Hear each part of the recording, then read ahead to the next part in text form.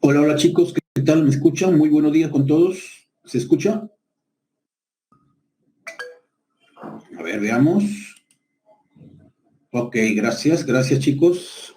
A ver, vamos a descargar el material con el que vamos a trabajar esta semana, la semana número 18, que por cierto ya es la última. Y lo que nos corresponde desarrollar en esta sesión, última sesión de este ciclo, que rápido ha pasado el tiempo sin duda alguna, es la segunda parte de lo que nosotros hemos ya empezado a ver la semana anterior. La semana pasada hemos hablado de funciones en una primera parte, donde hablábamos de dominio y rango, ¿no? Habíamos hecho hincapié de que las preguntas referidas a este capítulo eran o giraban en torno a eso, ¿no? Ayer el dominio, el rango, la gráfica. Habíamos inclusive comentado acerca de las funciones llamadas elementales, ¿no? O especiales, algunos le llaman así. Bueno, el día de hoy lo que vamos a ver es una segunda parte, hablar, por ejemplo, de que las funciones monótonas, ¿no? Se dice que una función es monótona cuando tiene el mismo comportamiento, ¿no? Y vamos a heredar un poco el término que nosotros empleamos en el lenguaje cotidiano. Cuando dice, bueno, tu vida es muy monótona, significa que tú siempre haces lo mismo, no cambias, ¿no? Entonces, en matemática también se ha visto bien utilizar ese término de funciones monótonas para aquellas funciones que siempre tienen el mismo comportamiento, es decir, o son crecientes o son decrecientes. Un ratito para guardar esto. Un ratito, por favor. Luego hablaremos de las funciones inyectiva, sobreyectiva y biyectiva, que van a conducir a trabajar con la función inversa, ¿no? El objetivo es llegar a la función inversa. Ya lo van a ver ustedes cuando vayamos a ver la teoría y luego los ejercicios. Un ratito para guardar esto. Vamos entonces a ver, vamos a compartir acá. Veamos, voy a subir una presentación. Un momentito, por favor. ¿Dónde estaba esto? Acá. Roar.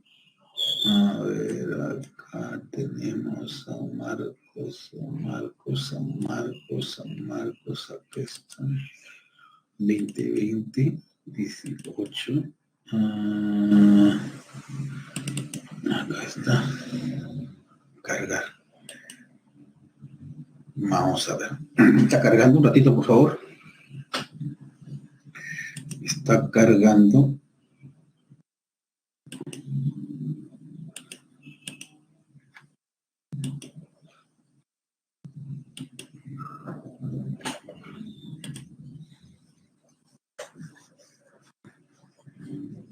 X cuadrado.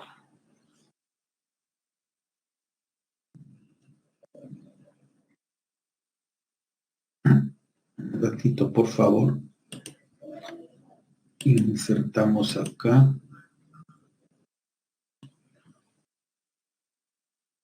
Y escribimos acá. F de X igual X al cuadrado. X al cuadrado menos 8X.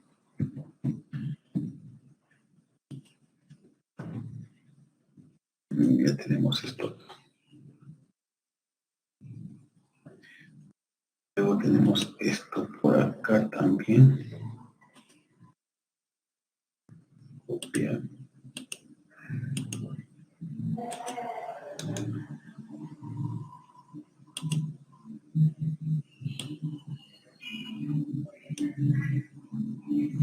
Ya acá vemos esto.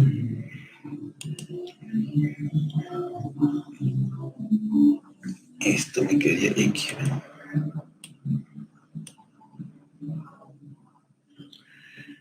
Esto de acá es así.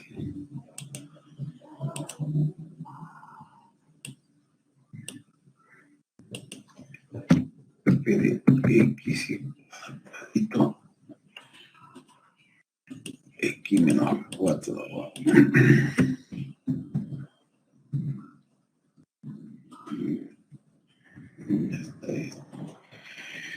Luego la 7.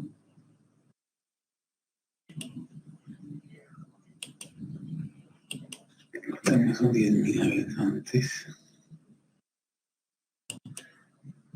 Un datito, por favor. Escrituras.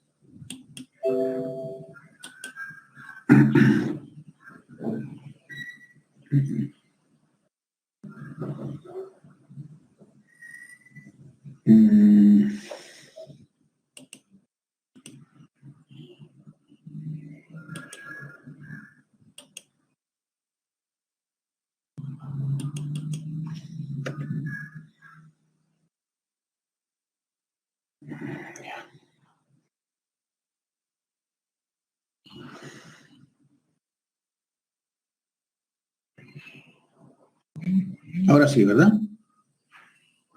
¿Lo pueden ver, chicos?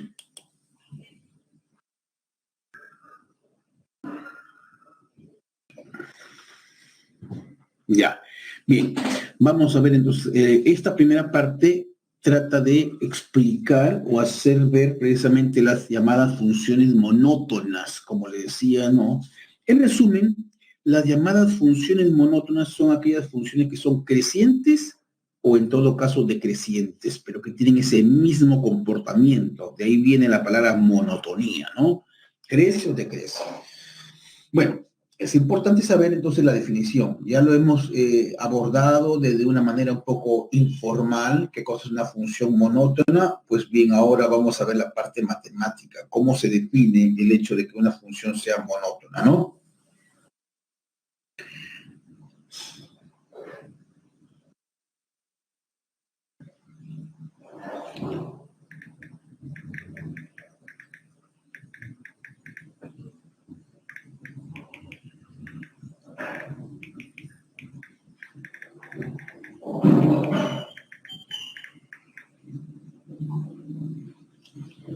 Entonces, si X y X2 son elementos del dominio, por ejemplo, acá, ¿no es cierto? Tomo dos elementos en el dominio, 2, por ejemplo, este es X1 y por acá 3. Obviamente, se logra ver que X1, que es 2, es menor que X2, que es 3. X1 está a la izquierda de X2, ¿no es cierto? Así está acá. X1 es menor que X2.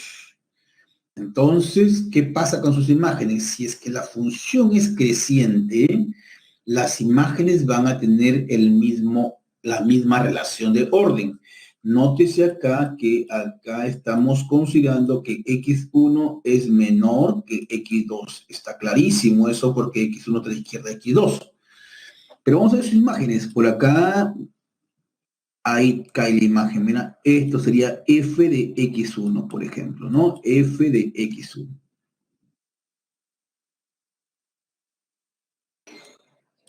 Y por acá tendríamos la imagen. Digamos acá y cae por acá, digamos, ¿no? F de X2. Observa ahí. Mira lo que se tiene. ¿Qué pasa cuando se aplicó la función? Las imágenes también van a tener esa misma relación de orden. Nótese. Si X1 es menor que X2, F de X1 es menor que F de X2 también, ¿cierto? ¿Y eso por qué se da? Porque la función es una función que es creciente. Sin embargo, si la función fuera decreciente o cayera, entonces miren qué va a pasar cuando le aplicamos la función. Acá tenemos, por ejemplo, este es X1 y esto de acá es X2. Acá, obviamente, X1 sigue siendo menor que X2.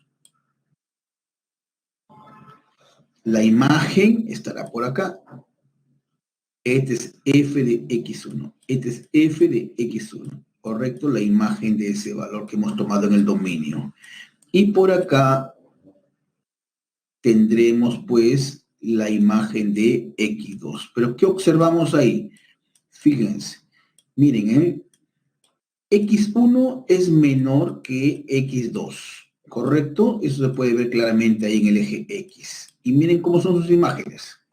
Ahora, con respecto a sus imágenes, f de X1, ojo acá, ahora cuando veo las imágenes logro ver que f de X1 en realidad ya no es menor, sino ahora es mayor que f de X2. Cambió la desigualdad. ¿Y eso por qué ocurrió? Porque la función es decreciente.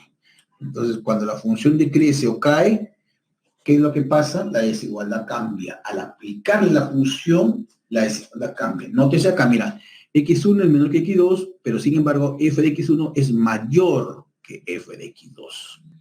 ¿Eso por qué ocurre? Porque la función, como puede ver acá, en la gráfica mostrada, la función cae, va cayendo, va cayendo, va cayendo, es decir, es decreciente. Entonces hay que tener cuidado ahí. Cuando apliques una función, no es aplicar por aplicar, tú puedes ver ahí, porque importa mucho el hecho si la función crece o decrece, ¿no? Bien, es en cuanto a funciones monótonas, chicos, ¿eh? Es en cuanto a funciones monótonas. Acá tenemos una situación, el cual dice, en el siguiente gráfico se representa el registro de temperaturas que realiza un termostato electrónico instalado en un departamento.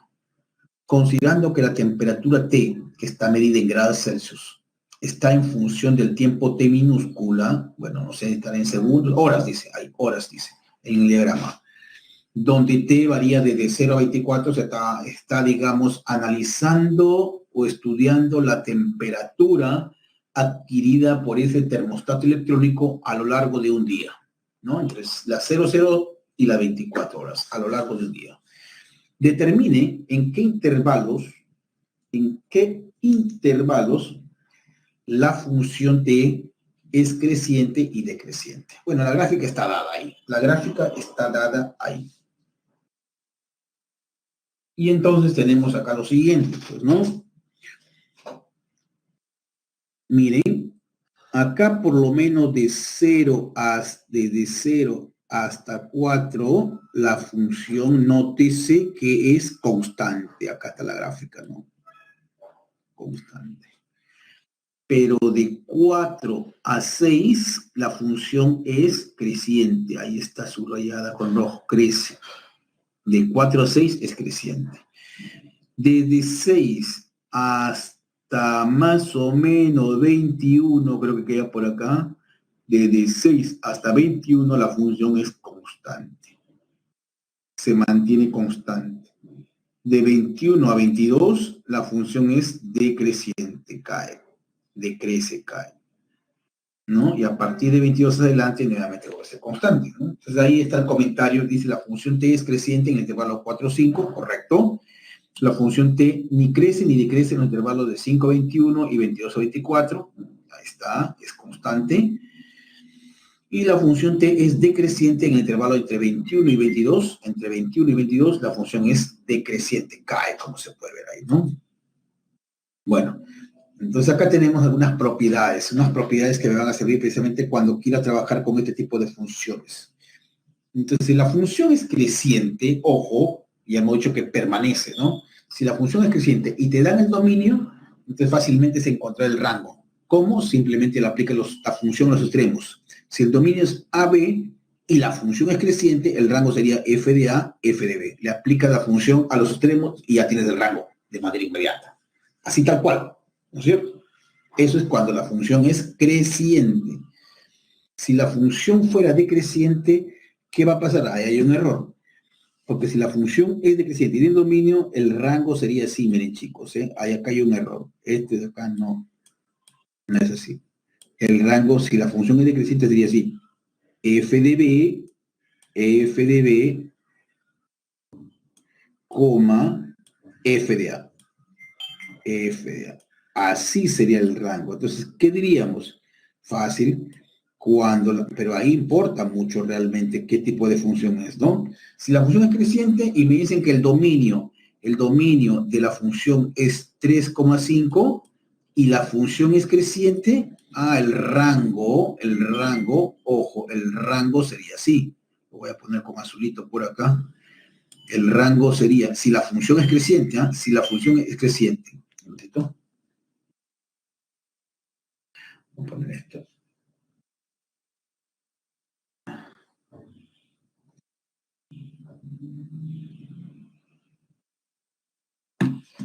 Sería f de 3, f de 5. Así, tal cual. F de 3, f de 5. El rojo es el dominio y el azul es el rango. Ahí está. Así quedaría el dominio y el rango. Siempre y cuando te digan o tú sepas que la función es creciente. ¿No es cierto? ¿Y qué pasa si la función es decreciente? Y el dominio también es 3,5. ¿El rango cuál sería? Acá voy a poner nuevamente el dominio de una función que te dicen o tú logras ver que es decreciente. Si el dominio es 3,5, el rango tendrá que ser pues lo contrario, ¿no es cierto? Lo contrario. Ya no va a ser f de 3, f de 5, sino f de 5, f de 3. Se invierte porque es decreciente. Entonces acá sería f de 5, f de 3. Así, ahí hay que tener cuidado, porque arriba en el enunciado había un error ahí. Estaban considerándolo igual. No es f de a, f de b, sino f de b, f de a se invierte, porque la función es decreciente. ¿Ya? Esto lo vamos a utilizar en la parte práctica. Ten en cuenta entonces eso, chicos. Si es creciente, normal. Si es decreciente, lo inviertes. ¿Ya? Cuando quieras calcular el rango, teniendo el dominio, indudablemente. Bueno, acá en esta lámina vamos a ver lo que corresponde a una función inyectiva, sobreyectiva o también llamada suryectiva y una función biyectiva. Sea f una función que va del conjunto A hacia el conjunto B. ¿Ah? Conjunto de partida A, conjunto de llegada B. Es una función.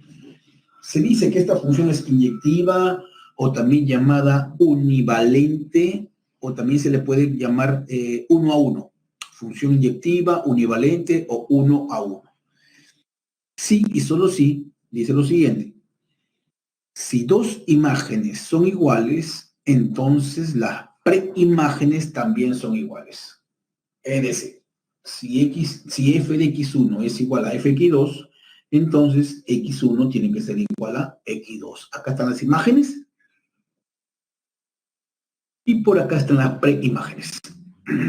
Entonces, para que sea inyectiva debe cumplirse eso. Atención, esa es la definición. ¿Eh? Esa es la definición.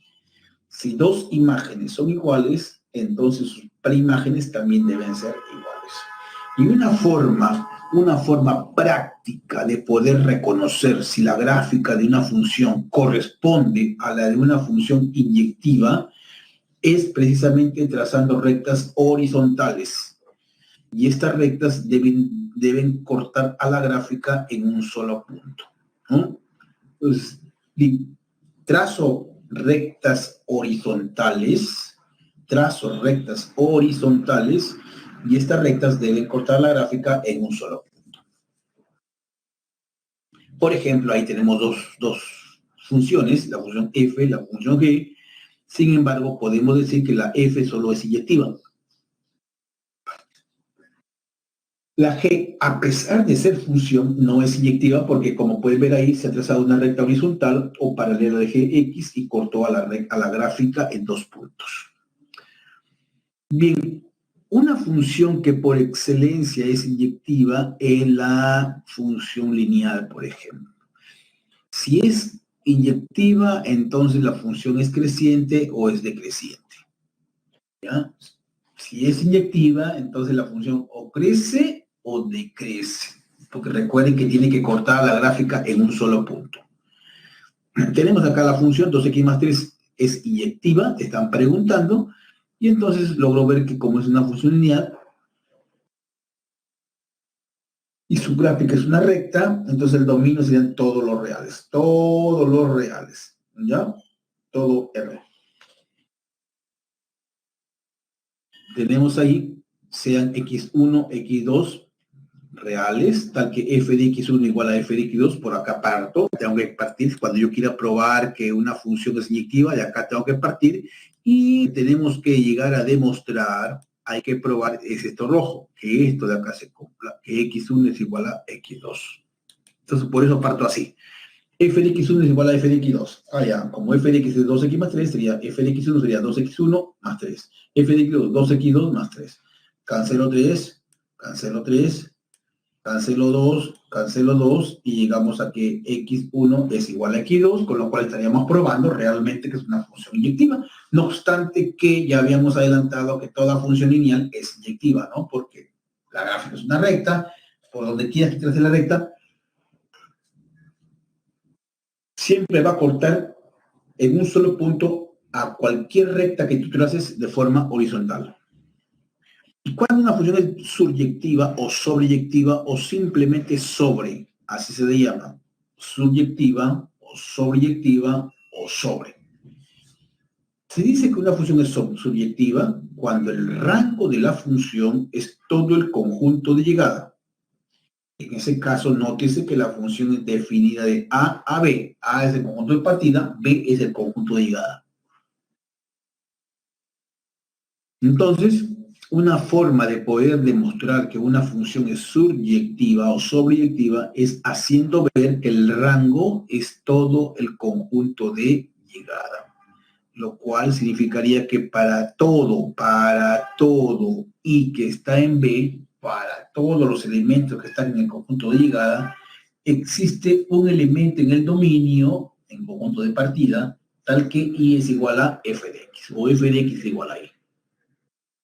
Y aquella función, entonces, que es inyectiva y sobreyectiva o subyectiva, recibe el nombre de biyectiva.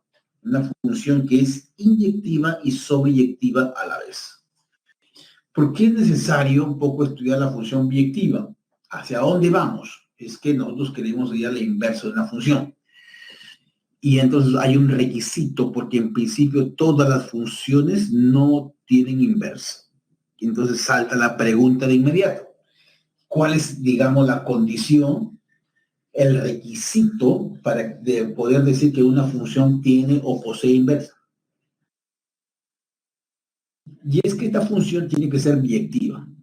Si f es una función biyectiva, entonces tiene inversa. ¿Ya? No todas las funciones tienen inversa, por si acaso. Acá tenemos la función exponencial. Es una función, en este caso, mira, si la base es mayor que 1, si la base es mayor que 1, se trata de una función que es estrictamente creciente, como puede ver acá, ¿no? La función está creciendo. Pero eso solamente puedes decir o afirmarlo cuando la base es mayor que 1. Puesto que si la base estuviera entre 0 y 1, ojo acá, si la base estuviera entre 0 y 1, la función en este caso, la misma función exponencial, sería pues una función decreciente. Se trata de una misma función, ¿ah? Pero digamos que tiene ese comportamiento, ¿no? Va a depender de la base. Si la base es mayor que 1, es una función creciente. Corta el eje Y en el punto 0,1, como puede ver ahí, ¿no? Corta el eje Y en el punto 0,1. Pero si la base está entre 0 y 1, medio, 3/4, cualquier valor entre 0 y 1, entonces la función es decreciente, como puede ver en la figura número 2.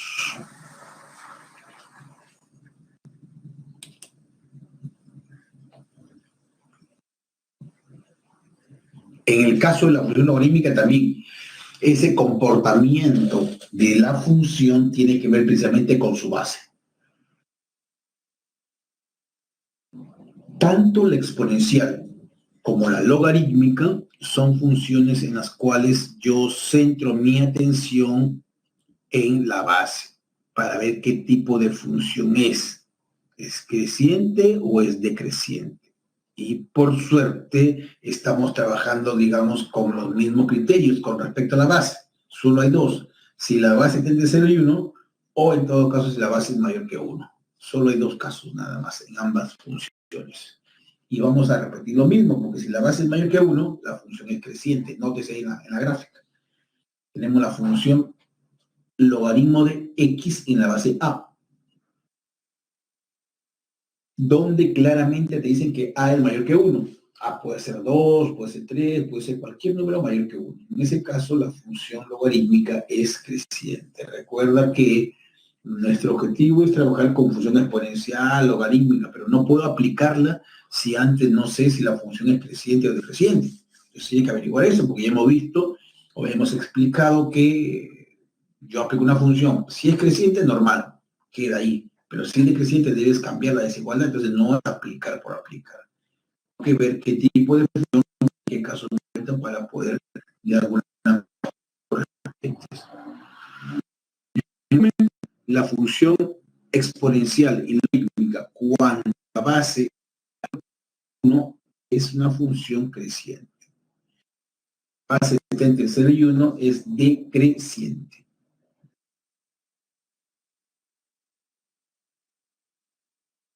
Acá tenemos otro ejemplito, pero luego vamos a ver la parte práctica. Me interesa esto de función lineal, pero voy a decir la parte.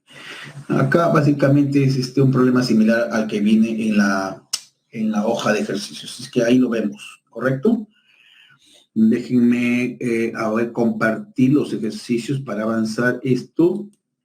A ver, vamos a borrar esto. Y subimos acá los ejercicios. A ver, acá tenía ejercicio de clase, acá está. Vamos a cargar. Repito que está cargando, por favor.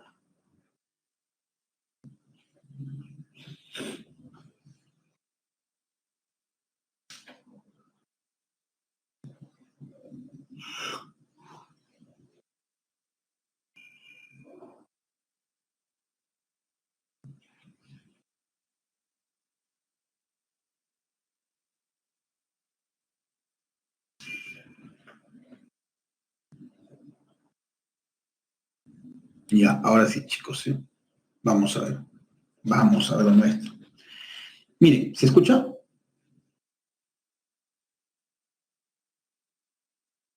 Ok, gracias, Omar. Dice, el problema número 1, bastante sencillo realmente, más tiempo no demoraremos en leerlo que en responderlo.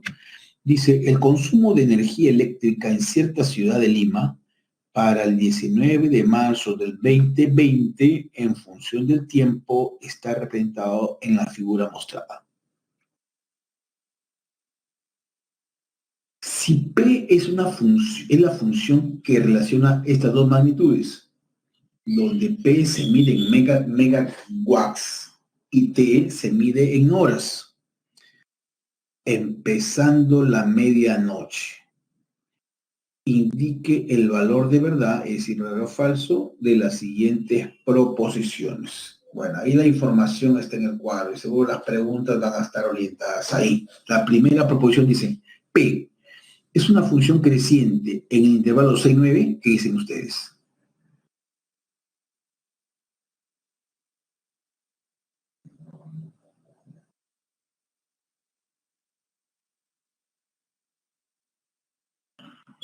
Sí, dice Omar, ¿correcto? Claro. En efecto, de 6 solo centremos mi atención, me están pidiendo en este intervalo. De 6 a 9, acá este intervalo. No me interesa más allá, me está interesando en este intervalo. ¿Cómo se comporta la función en este intervalito nada más? Así que voy para arriba y logro ver que acá está la imagen de 6 y por acá está la imagen de 3. Por lo tanto, esta es la gráfica, ojo, esta es la gráfica de la función o en el intervalo 6-9.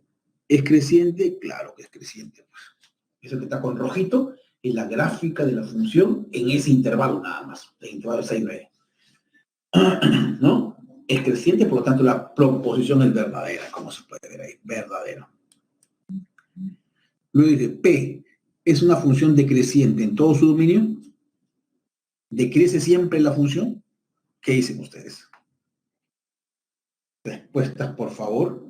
Falso, dice Omar, claro. No decrece, no decrece. ¿No? En algunos casos estoy viendo que crece, en otros casos decrece. ¿Correcto?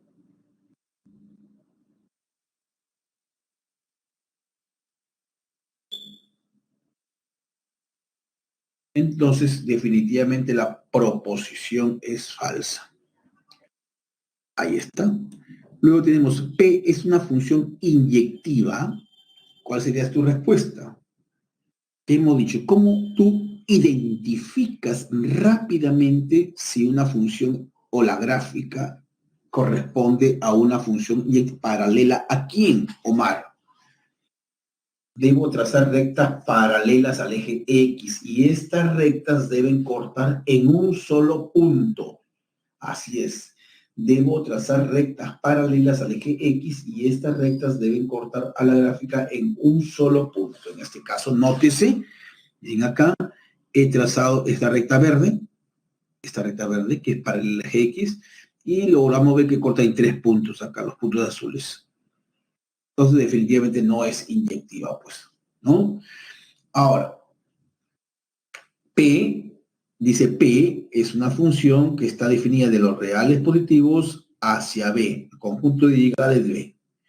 Están preguntando si esa función es suryectiva o sobreyectiva. Según la definición que nosotros hemos visto en la parte teórica, para que una función sea suryectiva o sobreyectiva, el rango tiene que ser el conjunto de llegada. El rango de la función, el conjunto de llegadas, todo esto de acá, mira, ahí está diciendo B. B es todo esto de acá. Desde 1200 hasta 0, todo esto es B. Este es el conjunto de llegada, lo que está con rojo acá. Y yo te pregunto, ¿el rango es todo el conjunto de llegada? El rango de la función es todo el conjunto. Ya sabemos que, lo comentamos la clase pasada, para allá el rango basta aplastar la gráfica con respecto al eje Y.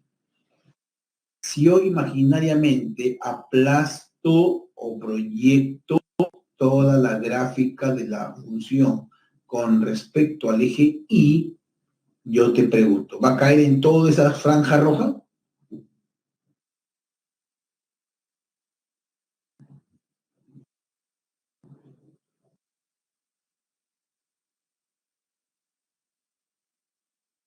Falso, ¿no es cierto? Falso, efectivamente. Porque acá hay un espacio donde no va a haber todo este espacio de acá.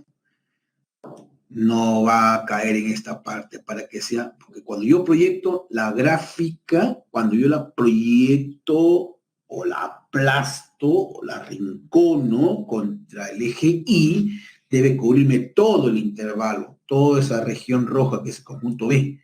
Pero no, pues acá hay un espacio que no va a ser cubierto, esto de acá, por ejemplo. Este de acá no va a ser cubierto. Entonces, definitivamente no es una función subyectiva o sobreyectiva, como quiera llamarle, ¿no? Es verdadero y todo lo demás falsas.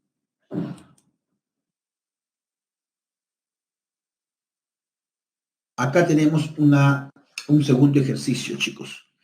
Nos dice, sea f una función inyectiva o univalente. Acá está. Una función inyectiva. ¿Ya? Ten en cuenta eso. De modo que, te están diciendo esto, ¿no? Que f de esta expresión es igual a f de esta otra expresión. Eso de ahí. Pregunta, ¿cuál es el rango de la función g si x está entre m y n? Creo que aquí el objetivo es claro. Primero es hallar m y n. Encontrando m y n, ya estaríamos en este caso que nosotros conocemos. Voy a querer calcular el rango de esta función teniendo el dominio. Obviamente que para eso tengo que hallar m y n primero, ¿eh? Entonces ya quiero hallar el rango de la función teniendo el dominio. Entonces ahí la cosa está clarísima, ¿no? Ya hay ciertos protocolos establecidos. A partir del dominio empezamos a construir paso a paso precisamente la función. El g de x, que a la larga me va a determinar el rango.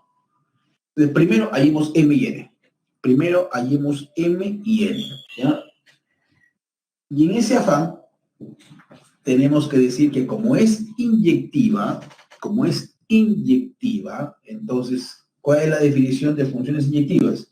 Si dos imágenes son iguales, acá están las imágenes, mira, esto es lo que en la teoría llamamos f de x1, esto le llamamos f de x1 es igual a f de x2. si dos imágenes son iguales, la definición de inyectividad decía que X1 tiene que ser igual a X2. Por eso es que ahí igualo, ¿no? Por eso es que ahí igualamos. Miren, lo que está dentro del paréntesis m cuadrado más n cuadrado menos 6n más 2 tiene que ser igual a 6n menos 50 más 8m. Lo igualas acá, mira, ¿eh? Dices acá en la solución, como f es inyectiva, entonces acá está igualando. Entonces x1 es igual a x2. Acá f de x1 igual a x2. Definición de inyectividad. Bueno, lo que queda ya acá es operaciones netamente algebraicas, pasar todo a un solo miembro de la igualdad y arreglar convenientemente.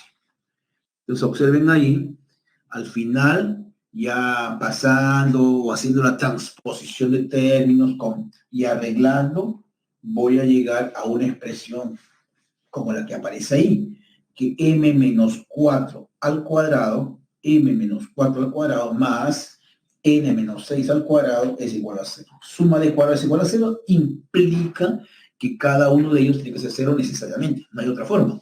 Para que esa suma de cuadrados sea 0, cada uno de ellos tiene que ser 0. Eso implica también que m vale 4 y n vale 6. Ya tengo los valores de m y n.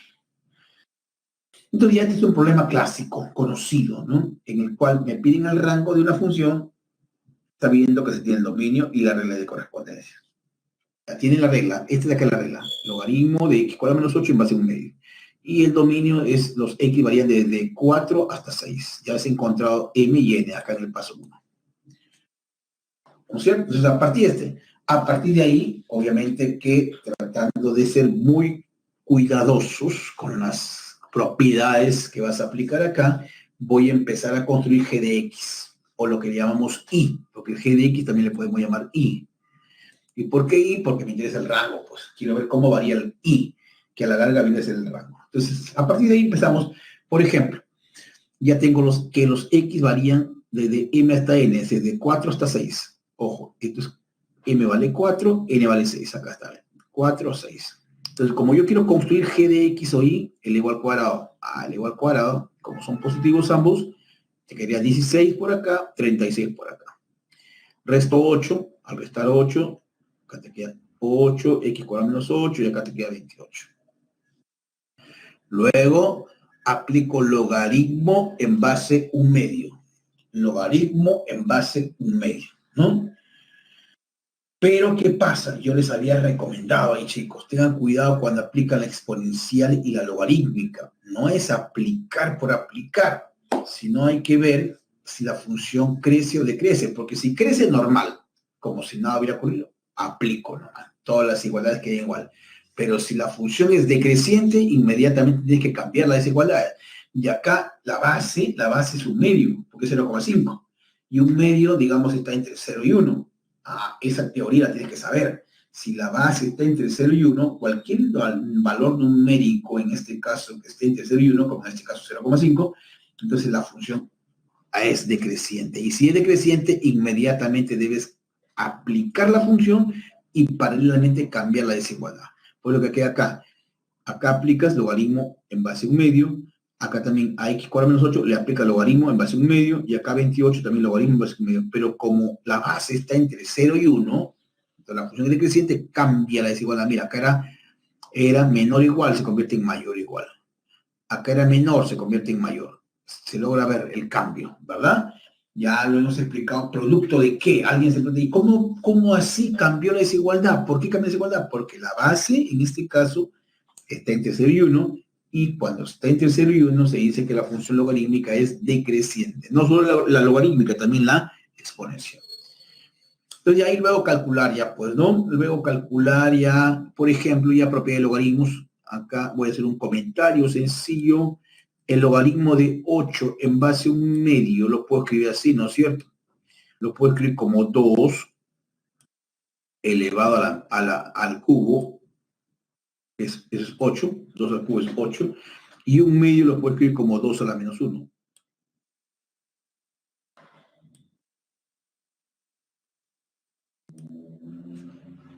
¿No es cierto? 2 a la menos 1. Entonces ahí por la propiedad del sombrero en su versión general, estos exponentes pueden salir 3 y menos 1. Pueden salir y formar un cociente como coeficiente. Esa es propiedad de los logaritmos que se ha visto la semana antepasada. Esto sería así, sale 3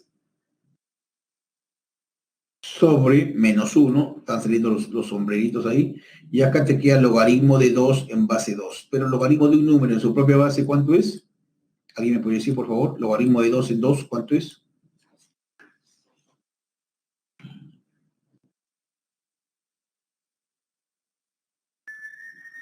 1, 1, 1, 1, 1. Por menos 3 que está acá, ahí te queda menos 3. Mira, acá te queda menos 3. Este menos 3. Lo mismo hace con esto, ¿no? Esto de acá, logaritmo de 28, ¿cómo lo escribe? Como logaritmo de 4 por 7.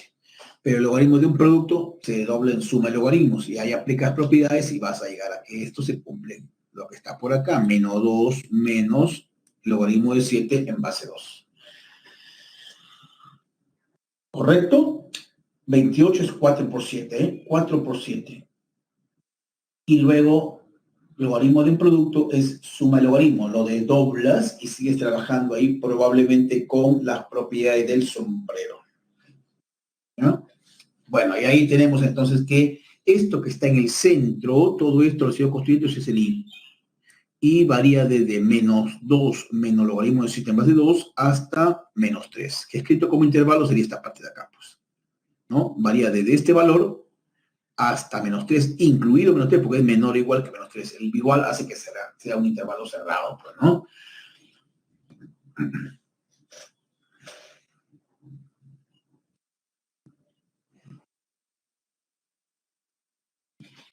Acá en el ejercicio número 3, chicos, nos dice lo siguiente. Con respecto a la función lineal, ojo, es una función lineal la que te dan ahí, ¿eh?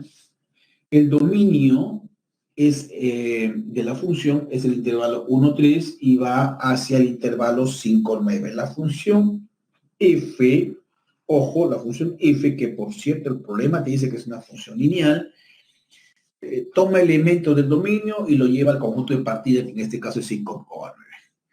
Se sabe además que esta función es biyectiva. La función es biyectiva y decreciente además. Ojo. Eso es lo del problema, no lo estoy, digamos, inventando yo. Son datos que da el problema y inclusive esos datos me van a ayudar a un poco a deliberar. ¿Cuál es el valor de la inversa de la función? F asterisco es la inversa. La inversa de f evaluada en 7,5. Bueno, hay varias cosas, por ejemplo. En principio tendríamos que hallar quién es la función lineal, porque se habla de una función lineal, pero no sabemos quién es. ¿No es cierto? Sabemos el dominio, sabemos el conjunto de llegadas, sabemos además que es una función biyectiva y decreciente, pero más allá de eso, no sé, a ciencia cierta cómo es la función. Creo que esa sería, digamos, una primera tarea que tenemos por resolver, encontrar la función. Lo único que sí queda claro a esta hora de la mañana, que como es una función lineal, por tratarse de una función lineal, entonces, la regla de correspondencia en su forma general es AX más B. Esto de acá es una función. Toda función lineal siempre tiene como regla de correspondencia una expresión de ese tipo. ¿De acuerdo? 3x más 5, 5x menos 10, qué sé yo. A y B puede ser cualquier número real. Ya, bueno, hasta ahí sé. Más allá no puedo. Con los datos lo voy a calcular quién es A y B. Entonces acá tenemos como f lineal se cumple esto, pues, ¿no? Como le decía, dado que f es lineal, se cumple eso.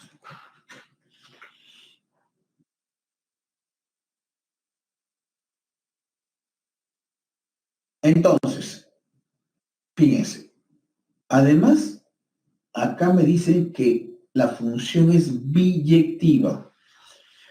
¿Qué significa para nosotros que una función sea biyectiva? El prefijo bi viene de 2, entonces significa que es inyectiva y sobreyectiva. Una función es biyectiva cuando es inyectiva y sobreyectiva a la vez. Ahora, bien. Pero también nosotros hemos visto en la teoría que si una función es sobreyectiva, el rango tiene que ser todo el conjunto de llegada. Entonces, ahí concluyo. Más que por biyectiva es porque es sobreyectiva. Como es sobreyectiva, bueno, y es sobreyectiva gracias a que es biyectiva. Pues eso es cierto, ¿ah? Es sobreyectiva gracias a que es biyectiva. Porque si es biyectiva, entonces es inyectiva y es sobreyectiva. Pero bueno, acá voy a sacar provecho del hecho de que sea sobreyectiva. Porque el rango tendría que ser el conjunto de llegada. Esto de acá es el conjunto de llegada. Ahí está, mira, el rango es el conjunto de llegada. ¿Por qué? ¿Por qué aseguro eso? Porque la función es sobreyectiva. ¿Y dónde dice eso? Arriba dice que es biyectiva. ¿Qué significa eso? Que es inyectiva y sobreyectiva. Ya. Ah, bueno, entonces estamos en el caso en el cual, ojo, tenemos ahí, miren, el rango es todo el conjunto de llegada, es el 5, 9. Ya, ese es porque es sobreyectiva. Y además te dice que es decreciente. Ah, entonces lo que te había comentado en la teoría. Si es decreciente, ojo, f de 1, ¿quién sería? F de 1, ¿dónde lo manda? ¿A 5 o a 9? ¿Qué dicen ustedes? Es decreciente, ¿ah?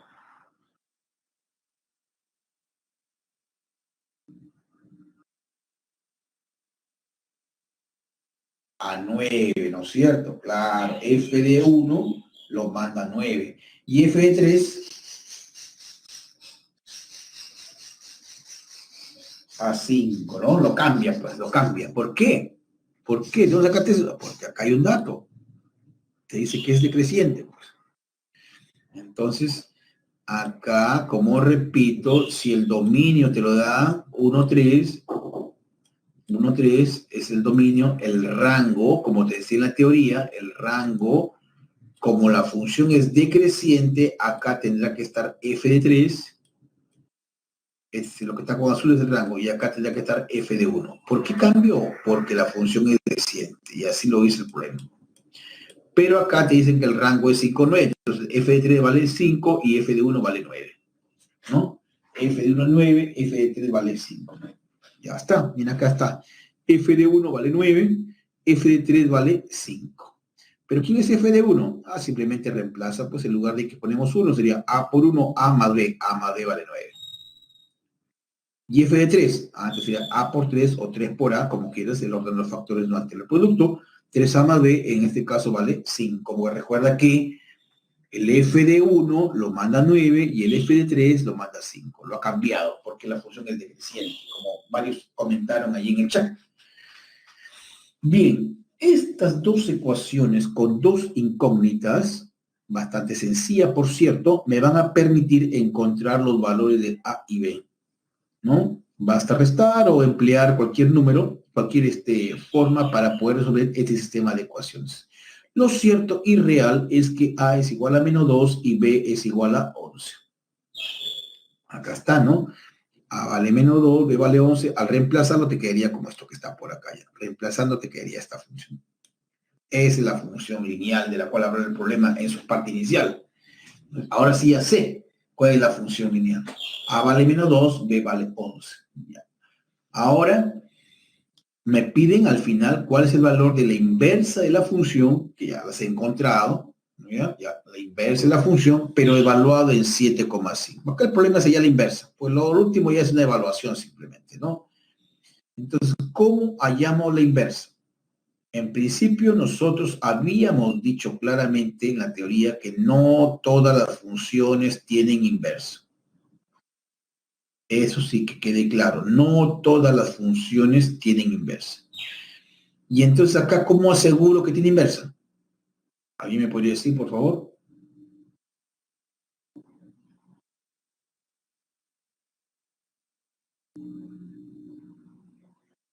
O el problema me puede ayudar en eso, el enunciado, me puede ayudar de repente, no lo sé, estoy preguntando, a ver.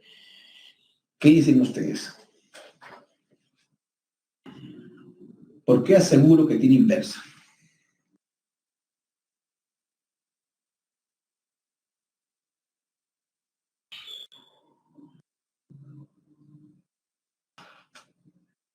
Antes de ponerme a calcular la inversa, quiero saber si tiene inversa. Claro, porque más que porque es inyectiva, es biyectiva, ¿correcto?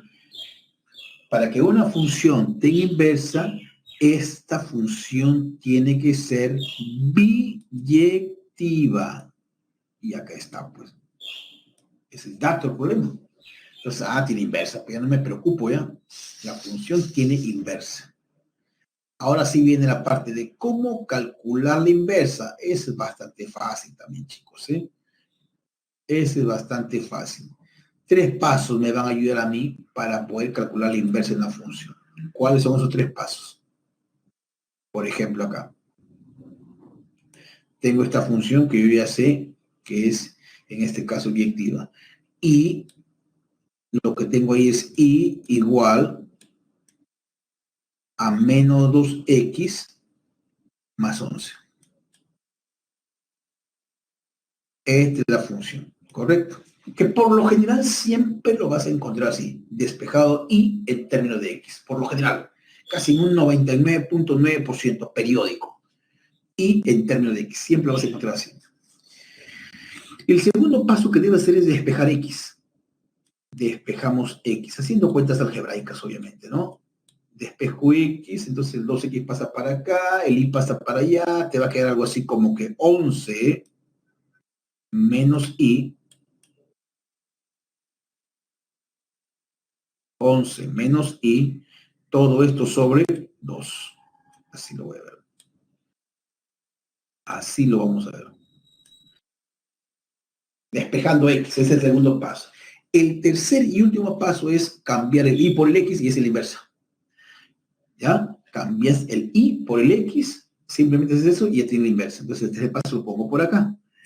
La inversa, que nosotros vamos a anotar como f asterisco, es una forma de representar la inversa. Inversa de x va a ser igual a 11 menos x, todo esto sobre 2. Simplemente nótese ahí que ha cambiado el y por el x. Es el inverso. Y como te piden la inversa evaluada en cuánto, en 7,5, simplemente reemplaza, pues, ¿no? En lugar de x le pone 7,5, sería 11 menos 7,5 entre 2, ahí sale, pues, 1,7, ¿cuánto sale? 1,75, ¿no? La inversa. Es simplemente evaluarlo en el 7,5 que nos dan ahí. En lugar de x, vamos a ver 7,5, porque el objetivo ya es la inversa. Pero antes, allá en la inversa, el objetivo que tú tenías claro acá para resolver problemas es allá la función. Esto que tenga el rectángulo verde, esta es la función. Una vez que tiene la función, con estos 3 pasos, ahí la inversa. Obviamente que para eso tienes que corroborar que la función tenga inversa. Y en este caso lo tiene porque te están diciendo claramente que es biyectiva. Entonces, si es biyectiva, tiene inversa. Y lo voy a calcular, ¿no? Ya la parte que he escrito ahí es netamente algebraica. Paso 1, escribir así, y en función de x. Paso 2, despeja x en función de y. Y paso 3, reemplaza donde veas y, reemplazarlo por x y se acabó. Ya tienes la inversa. Bueno, entonces, la inversa de la función aplicada en 7,5 nos da pues 1,75, ¿no? Tenemos acá otro problemita, chicos, ¿eh? El cual nos dice que sea f una función cuyo dominio es el intervalo menos 2,9, es el dominio, y el conjunto de llegada es B, dice. El conjunto de llegada es B. Una función suryectiva, chicos. Una función suryectiva o sobreyectiva, como quiere llamarle, ¿ya? Definida de esta forma, x cuadrado menos 8x más 4, está definida, es la regla de correspondencia de la función, determina la cantidad de elementos enteros de ese intervalo intersectado con B. Entonces hay que calcular B. Pero me parece que ya la cosa está clara ahí. ¿Por qué? Porque me dicen que la función es sobreyectiva. Si es sobreyectiva, si es suryectiva ojo, entonces el rango tiene que ser el conjunto de llegada. El rango es esto de acá. ¿Correcto? El rango es el conjunto de llegada.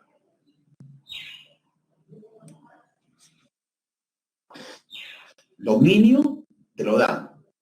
La función es el conjunto de partida y el conjunto de llegada de B. Pero gracias a la teoría, si la función es suryectiva o sobreyectiva, entonces el rango tiene que ser el conjunto B. El rango es el conjunto de llegada en este caso. ¿Ya?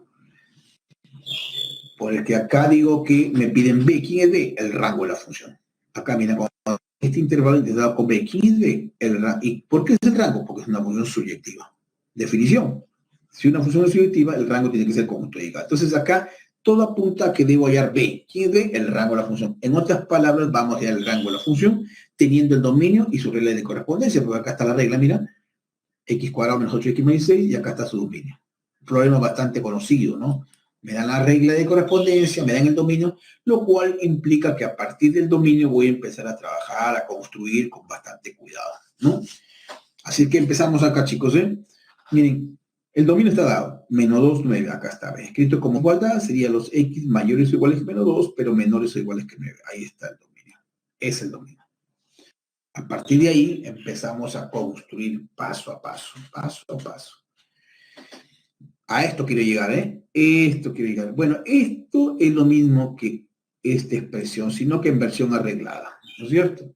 Y siempre hay que procurar eso cuando uno quiere construir y llegar a ello, porque la regla es que no debe aparecer la variable en dos términos, como estaba dada inicialmente, porque x cuadrado y lo aparece 8x. Entonces hay que tratar de completar. Hacer cualquier arreglo algebraico, el ánimo de que la variable aparezca en un solo término. Menos 4, todo el cuadrado. Ya aparece solo término nada más. Ya no aparece en 2. Acá sí está, mira. X cuadrado menos 8, X. Bueno, pues a partir de ahí, una vez que ya tengo el dominio, que es de menos 2 a 9, le quito 4 a todo, resto 4, resto 4, resto 4. Ahí está. Y luego elevo al cuadrado, porque a esto quiero llegar, ¿no es cierto? A esto quiero llegar, al rango, el f de x o y, como quiera llamar. Elevas al cuadrado, pero como estás entre un negativo y un positivo, estás entre menos 6 y 5, hay una regla. Cuando elevas este extremo de acá ya está fijo. Esto ya está fijo. Siempre es, en este caso, mayor o igual que 0. Y el otro extremo, o la otra desigualdad, ¿de dónde sale? Del elevar al cuadrado y tomar el mayor. 5 al cuadrado, 25. Menos 6 al cuadrado, 36. Tomas 36. ¿No? 5 al cuadrado, 25. Menos 6 al cuadrado, 36. Ya está, tomas el mayor. Entonces, ese es el criterio. Realmente el cuadrado, los extremos y el mayor, y lo jalas, lo arrastras con toda su desigualdad. Es más. ¿Ya? Correcto, ya está. Ahora sí ya llegué. Este x menos 4 al cuadrado es el f de x o y. Este de acá lo puede ver como y. Este es el y. Entonces está diciendo que y varía de 0 a 36. En otras palabras, estás aceptando que el rango es de 0 a 36. Pero por ser subyectiva, el rango es el conjunto B. Acá lo dice, ¿no? El rango es el intervalo que va de 0 a 36 y es el conjunto B debido a que la función es sobyectiva. Ya está. Ya tenemos el rango de la función o lo que podríamos llamarle también el conjunto B, ¿no? El conjunto B. Ahora sí, ya para terminar este problema no nos queda más que, simplemente interceptar el intervalo menos 2,10, interceptarlo con el intervalo 0,36, ¿no? Interceptamos y luego hay que sacar los elementos enteros que están en la intersección. Entonces es como si tuviéramos acá una recta. Por acá estábamos ubicando, acá está menos 2, por ejemplo. Acá está menos 2. Por acá está 0. Por acá está 10. Y por acá está 36.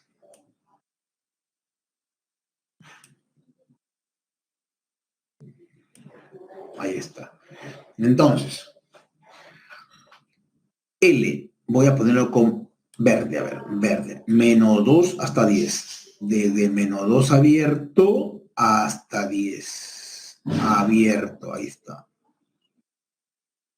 Es este primer intervalo. Lo intersectas con B. B, ¿quién es? Es el rango. Va desde 0 cerrado. Ojo, desde 0 cerrado, acabo de cerrarlo. Cerrado, cerrado, cerrado. Hasta 36.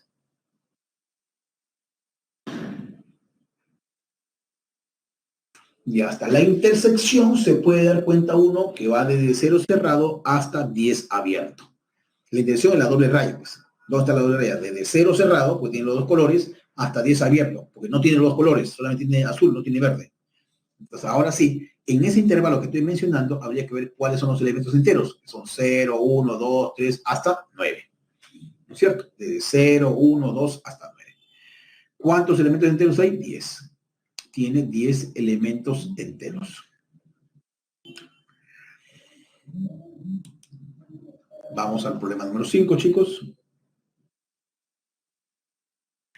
Y en el problema 5 dice lo siguiente, ¿no?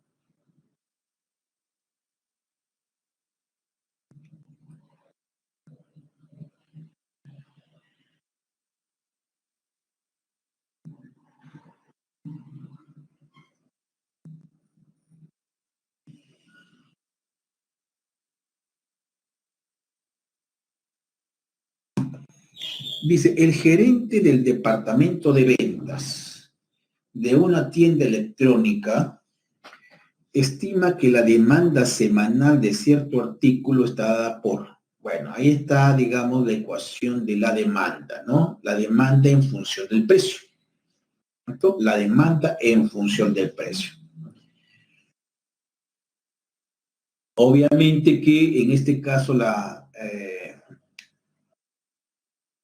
hay una relación inversa entre la demanda y el precio. A menor precio, mayor demanda. Pues es algo así como que si baja el precio de los iPhone, inmediatamente toda la gente empieza a comprar iPhone, ¿cierto? A menor precio, mayor demanda. Es una función decreciente, obviamente. Bueno, ahí te la dan la ecuación. La ecuación de la demanda en función del precio. 90.000 menos 500p. Esa es la ecuación matemática que está modelando precisamente la demanda de un determinado producto respecto al precio. X es el número de pares de dicho artículo electrónico que los minoristas comprarán semanalmente a P soles por par. ¿Ratito?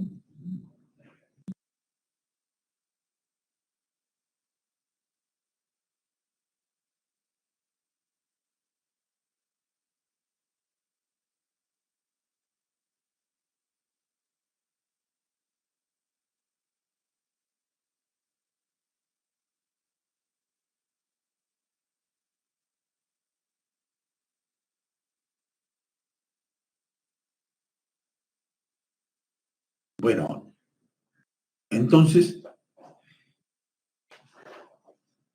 tenemos acá la ecuación de la demanda, como repito, que es una ecuación matemática que está modelando precisamente el comportamiento de la demanda en función del precio, ¿no? Que es una función decreciente, como les explicaba, dado que a menor precio, mayor demanda, ¿no? O a mayor precio, menor a la demanda. Es una situación que es decreciente. Contraria. X es el número de pares, dice si el ingreso semanal de los minoristas está en función de la demanda X, el ingreso está en función de X, ¿cuántos pares deberán comprar los minoristas para que el ingreso sea máximo? El ingreso está en función de X, dice, ¿no? Pero nosotros sabemos que el ingreso se calcula precio por cantidad. Precio por cantidad. El ingreso se calcula así. Entonces, tenemos acá lo siguiente. ¿Eh? Partiendo porque la cantidad es X, hoy con rojo lo voy a hacer.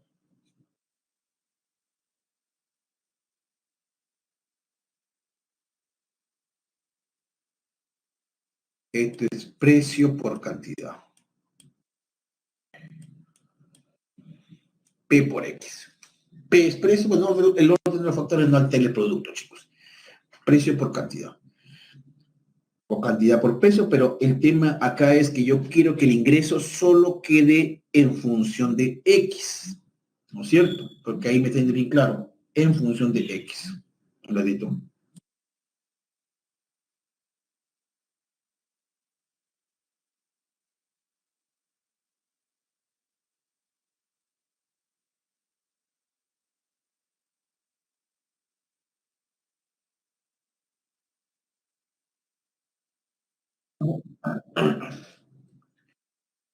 Entonces, perdón. Se trata entonces de que este P, que es el precio, deberíamos expresarlo en función de X. Y entonces simplemente habría que despejar de acá, ¿no? De esta expresión que está dada aquí en la parte superior, habría que despejarlo. 500p pasa para acá, el X pasa al segundo lado y despejo, ¿no? Algo así como, a ver, 500p, o sea, ya despejando p me va a quedar algo así como p va a ser igual a 90.000, acá es 90.000. 1, 2, 3 ceros. El X pasa para acá, menos X sobre 500, ¿no? Sobre 500. Algo así sería el P, ¿no? Despejando. Y bueno, divides ahí, pues, ¿no? 90.000 entre 500 es 180 y 1 sobre 500 es 0.02 milésimos, ¿no? Acá está, ¿no? Ya despejado P en términos de X. 180 menos 2 milésimos de X. Ya está P, que es lo que yo quería realmente, ¿no? Porque al final lo que me interesa es el ingreso. Y el ingreso es realmente la cantidad que es X por el precio que ahora sí ya lo tengo en función de X. Ya está despejado. Y para eso es como que si hubiéramos trabajado con la función inversa en realidad, ¿no? Hay que hallar la inversa de esta función, pero una forma más rápida de espejo. Y lo reemplazas acá.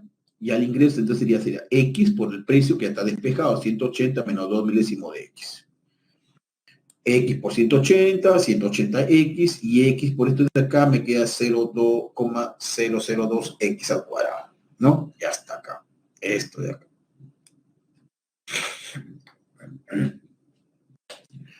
Entonces, veamos ahí, ¿no? Ya despejando esto, nos quedaría 180X menos 2 milésimos de X al cuadrado, y X es igual a esa expresión. ¿Por qué decimos que es una función cuadrática, no es cierto? ¿Y por qué decimos que vamos a calcular el X? En principio, ¿cuál es la gráfica de una función cuadrática?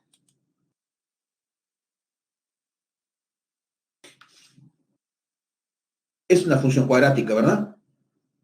Chicos, claro. Pero, ¿y cuál es la gráfica de una función cuadrática?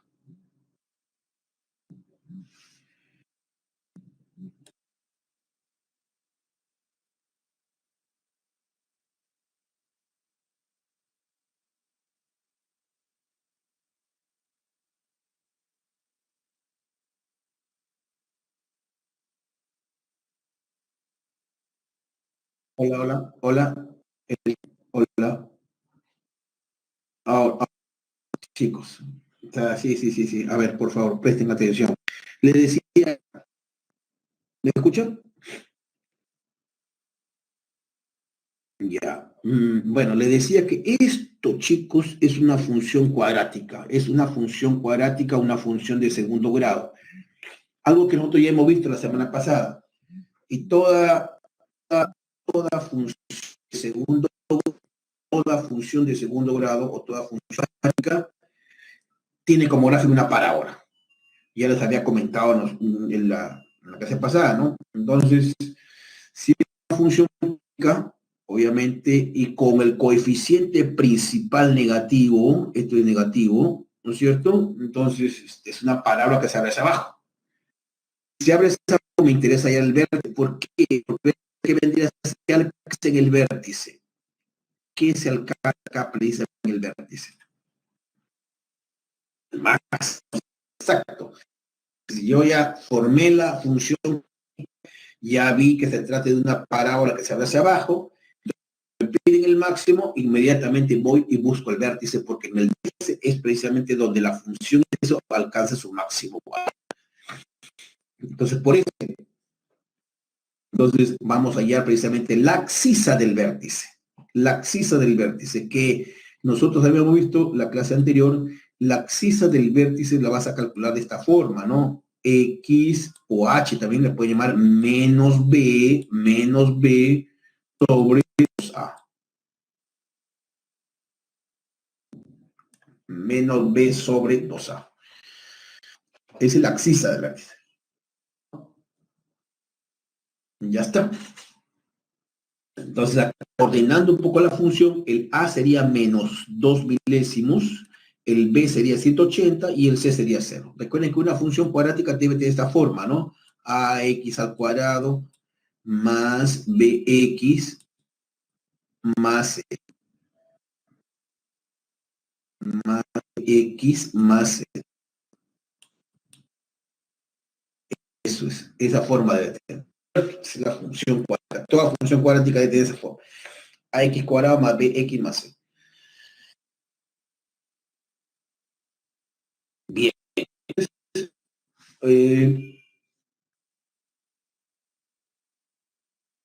En este caso, A sería pues menos 2 milésimos. B, sino que está llenado acá, B es 0 porque no hay 0, ¿no es cierto? Interesa solamente para la abscisa del vértice, que es precisamente donde la cantidad de artículos menos B sobre 2A. Menos sería menos 80, acá hay menos, mira, menos 180 sobre 2 veces A. A es menos 2 milésimos, 2 veces A en el denominador. Bueno, da cuenta de pues 45.000, ¿no? Esa es la cantidad de pares, en este caso de dicho artículo, que deben comprar ahorita para que ese ingreso sea el máximo posible, ¿no? El máximo posible. Como repito, acá el tema era encontrar la función ingreso. Y en este caso hemos visto que es una función cuadrática, ¿no?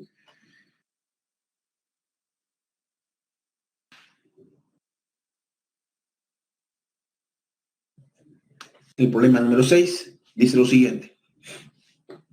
El peso promedio P de un grano de maíz durante sus primeras 12 semanas de crecimiento está estimado por el peso promedio P de un grano de maíz durante sus primeras 12 semanas de crecimiento está estimado por, acá me dan, digamos, una ecuación matemática que me está representando el precio promedio de un grano de maíz a través del tiempo. Las primeras, cuando T vale 1, por ejemplo, el peso promedio al cabo de una semana. De 2, el peso promedio que va adquiriendo ese grano de maíz al cabo de 2 semanas y así sucesivamente. Ahí lo dice, donde el tiempo T está dado en días y el peso P en miligramos. A los 30 días se pesa un grano de maíz y en promedio se tiene un peso de E a la 7 miligramos. Ya, o sea, P evaluado en 30 sería E a la 7. ¿Ya? P evaluado en 30 sería E a la 7.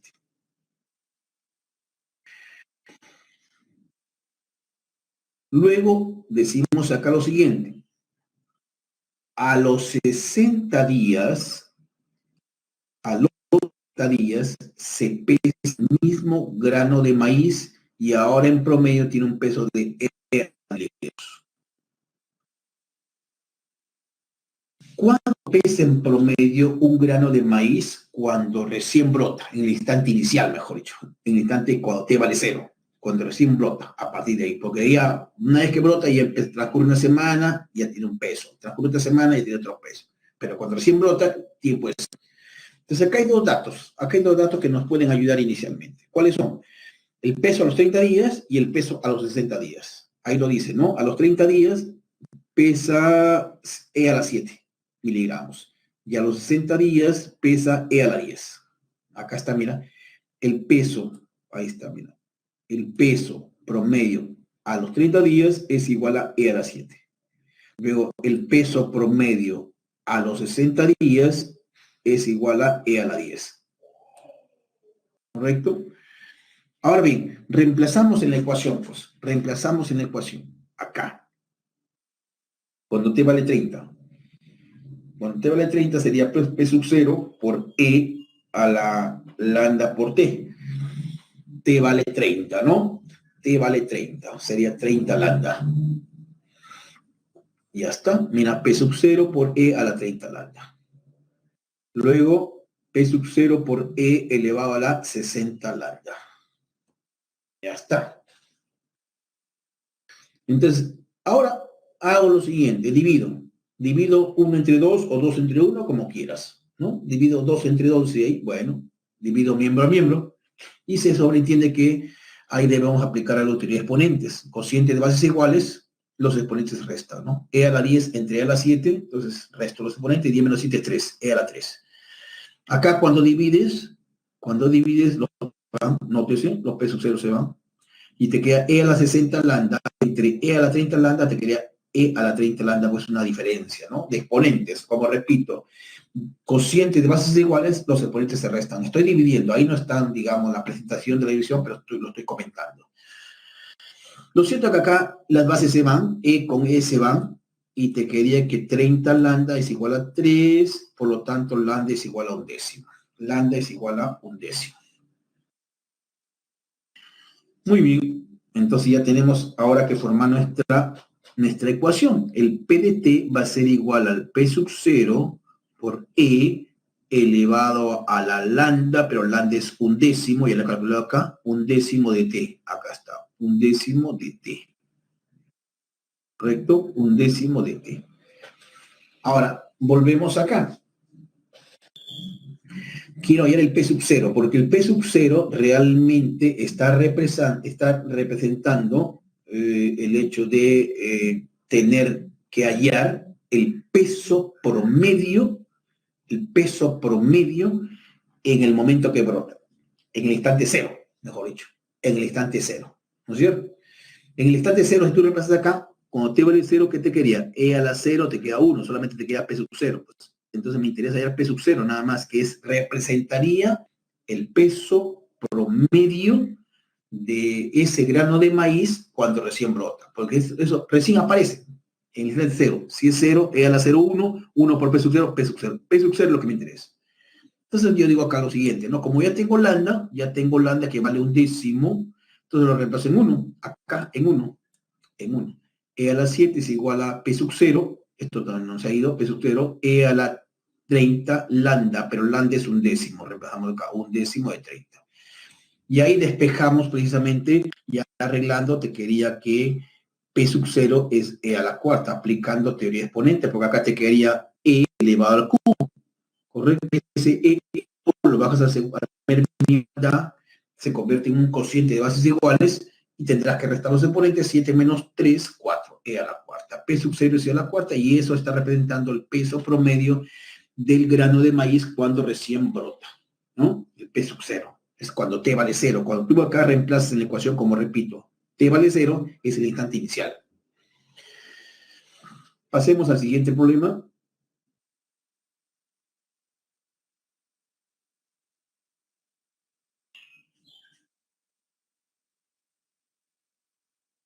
Acá también tenemos lo siguiente, chicos, ¿eh? Acá tenemos lo siguiente. Dice, en un estudio económico de cierto país, se determinó que si dicho país tiene una población de X habitantes en unidades de 10.000, ojo, o sea, si X vale 5, estaríamos hablando de 50.000. Si X es 3, hay hablando de 30.000. ¿No? Las unidades son de 10.000. Si yo digo X igual a 8, estaría hablando de 80.000 habitantes. ¿Ya? Entonces, el porcentaje del Producto Nacional Bruto es I. Es el porcentaje del Producto Nacional Bruto. Pregunta, ¿cuál será el porcentaje del Producto Nacional Bruto de un país con 1 millón de habitantes? ¿Cuál será el porcentaje del Producto Nacional de un país con 1 millón de habitantes?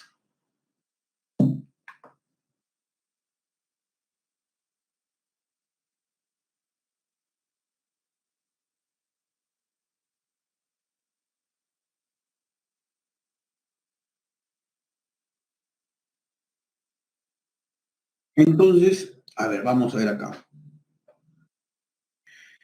En lo que se trata acá es de encontrar I, definitivamente, para esa cantidad de habitantes. ¿Para cuánto? Para 1.000.000. Y como habíamos dicho que X está representado en 10.000 unidades, por ejemplo, habría que ver 1.000.000, ¿cuántos 10.000 contienen? ¿No?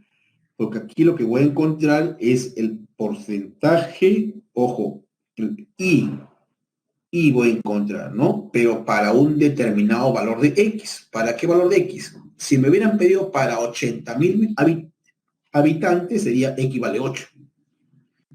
Si me hubieran pedido para 50.000 habitantes, X sería 5. Pero bien, para 1.000.000 de habitantes. Entonces, 1.000.000 de habitantes, ¿cuántos 10.000 contienen? 100. O sea, me están pidiendo el porcentaje del Producto Nacional Bruto cuando X es igual a 100. ¿No? Cuando X es igual a 100. Eso es lo que me están pidiendo realmente.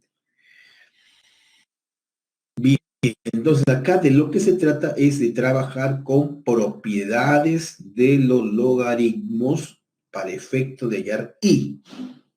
Una vez que tengo I, ya al final lo reemplazo cuando X vale 100 y ya tengo la respuesta al problema. Entonces tenemos acá lo siguiente, miren chicos. Ojo, vamos a empezar trabajando acá. Mira, logaritmo de I está por acá. Casi en el primer miembro de la igualdad no vamos a hacer absolutamente nada. Dejémoslo ahí, donde el trabajo va a estar centrado en el segundo miembro de la igualdad. Obviamente que acá se presta un poco para trabajar con propiedad de los logaritmos, así es que hay que estar atentos, ¿ya? Logaritmo de 50 menos un décimo, logaritmo de 1 sobre 100 por logaritmo de X menos un décimo, logaritmo de X al cuadrado, ¿no? Ahí está. Logaritmo de 50 menos un décimo, logaritmo de 1 sobre 100 por logaritmo de X menos un décimo, logaritmo de X todo al cuadrado.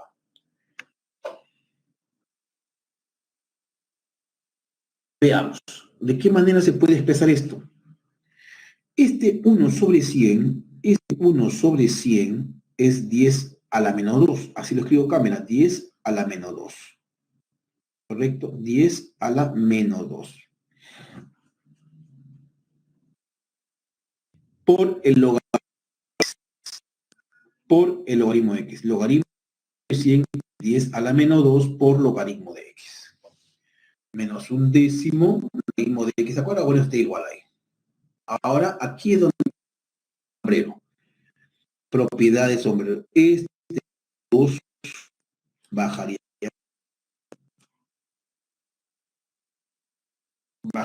por ahí. Y entonces, al hacer eso, nos quedaría pues menos por menos. Acá hay un más, acá hay un error más. Te queda 10, vamos a hacer 2. ¿No es cierto? Y acá nos estaría quedando el logaritmo de 10. Esto que estoy subrayando con azul es el logaritmo de 10 en base 10, que eso se conoce. ¿Cuánto vale esto? Que estoy subrayando con azul. Ya olvídate del exponente, el exponente ya bajó ya. El exponente ya bajó ya. 1, ¿no es cierto? Ya, entonces ahí, ese ya 1 ya no lo escribo ya. Y voy al siguiente factor, que es el logaritmo de X, que está acá, ¿ven? Logaritmo de X está ahí. Ahí está. Entonces, estamos bien. Un de estos lo escribo con decimales 0,1. 0,1 logaritmo de X al cuadrado. Ahí está, logaritmo de X todo al cuadrado. Ahora por acá, de estos factores que voy a subrayar con fucsia, de este término y este otro término.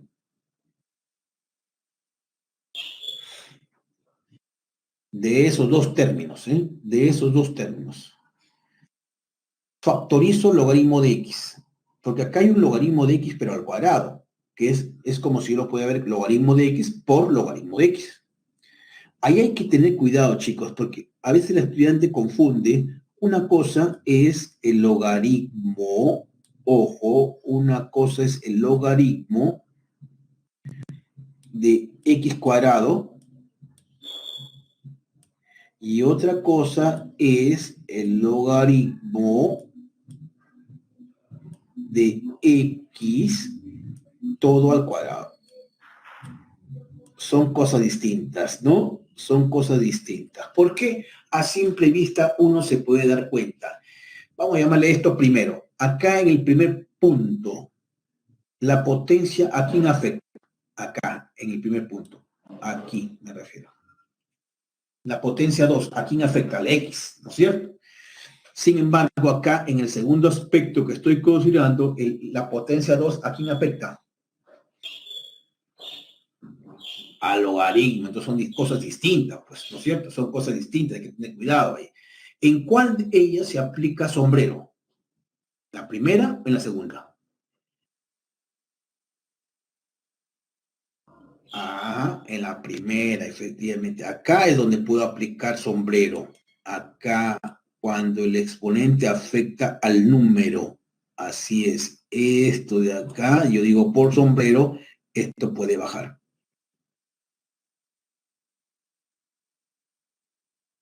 Puede bajar. 2 baja.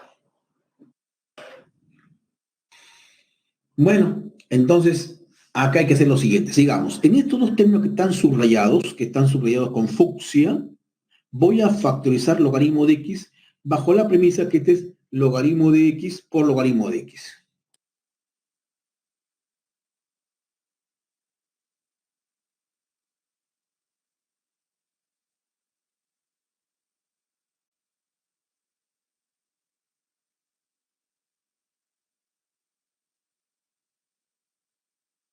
Ya, entonces, definitivamente factorizo el logaritmo de x, acá está el logaritmo de x, ojo, acá está el logaritmo de x ya factorizado, y entonces al factorizar te queda 0,2, y acá te queda 0,1 por el logaritmo de x, ahí está factorizado ya, es factorizado el logaritmo de x, ¿eh? Esos dos factores acá, este factor logaritmo de x y el corchete. Bien, ahora, pero el orden de los factores no altera el producto, el orden de los factores no altera el producto. Entonces, tenemos acá lo siguiente.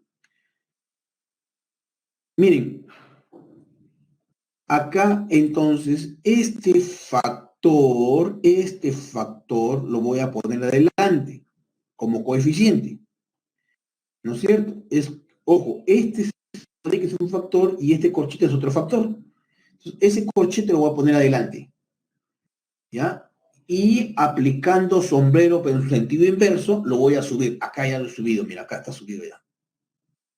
No sé si me dejo entender. Ese factor, ese corchete lo pongo primero, porque el orden de los factores no altera el producto. Y ese corchete que está primero lo voy a subir aplicando inverso. ¿Me escuchan?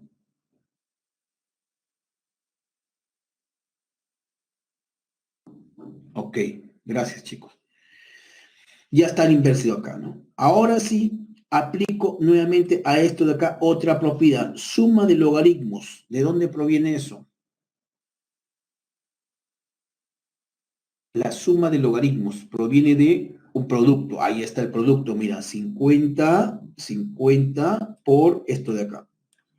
50 por esto de acá. Ya está. Ahora sí, cancelo logaritmos. Nótese acá, cancelo logaritmo acá y te queda entonces que y es igual a 50 por x elevado a esto. 50 por x elevado a eso. ¿No? Entonces, pero ya tengo y. Pero me pedían precisamente el porcentaje para 1.000.000 de habitantes. Ya habíamos dicho que eso representaba que x sea igual a 100. Porque si me pedían para 80.000, x es igual a 8. Para 50.000, x es igual a 5. Pero para 1.000.000, x tiene que ser igual a 100. Entonces simplemente reemplazo el valor de x precisamente por 100.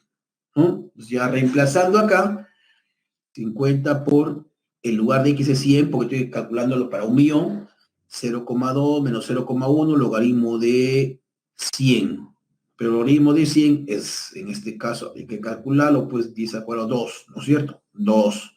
Esto es 2 por 0.1, 0.2.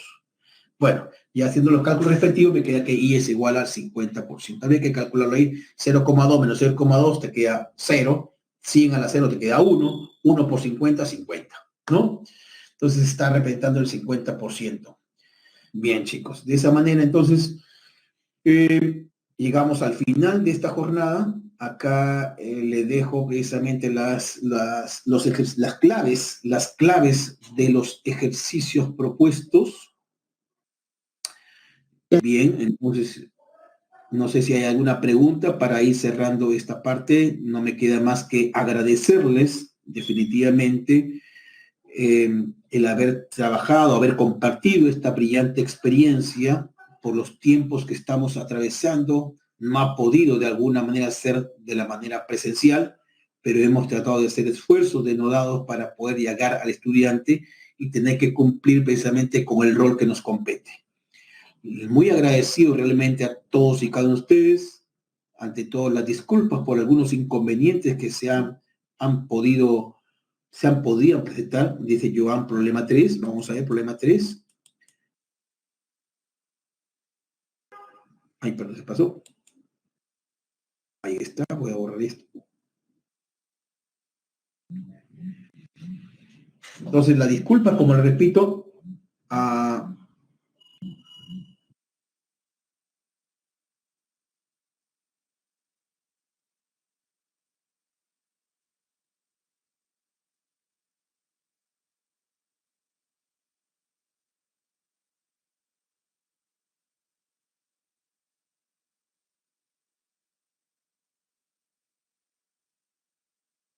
Bien, chicos, entonces me despido, chicos. Espero encontrarlos más adelante, Ciudad Universitaria. Soy docente de San Marcos. Seguramente los chicos que van a ver, dice teoría.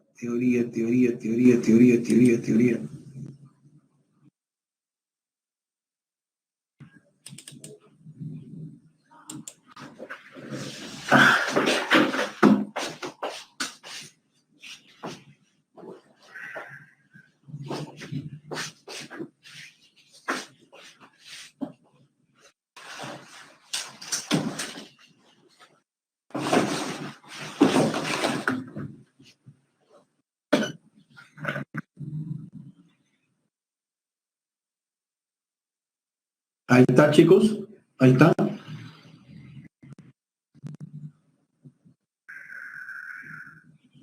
Mientras tanto, voy activando la encuesta, por favor. Ahí está. Voy pasando, por favor, voy pasando para que ustedes validen si estamos bien, ¿correcto? Debo suponer que quieren toda la teoría, la voy pasando para que quieren tomar captura según lo que me dicen. Y bueno, de antemano les deseo los mejores éxitos, chicos. Considero que próximamente nos vamos a reencontrar ya no dentro del Centro PRES, sino dentro de la universidad para aquellos muchachos que van a estudiar ingeniería o la misma carrera de ciencias, que donde yo prácticamente me desenvuelvo. Entonces les deseo los mejores éxitos. Traten de poder conseguir precisamente el objetivo que ustedes han trazado para que así puedan ustedes llenarse de orgullo y ser la satisfacción también para su familia y para ustedes mismos, chicos. Les agradezco muchísimo la atención prestada y nos estamos reencontrando ya, digamos, en otras condiciones. En principio, ya dejando la pandemia y por otro lado también ya viéndolo como estudiantes mismos de la cuatricentenaria Casa Superior de Estudios, chicos. Un fuerte abrazo virtual para todos ustedes. Me despido y deseándole a vez muchísimos éxitos en lo que viene más adelante para todos ustedes. Hasta pronto, muchachos.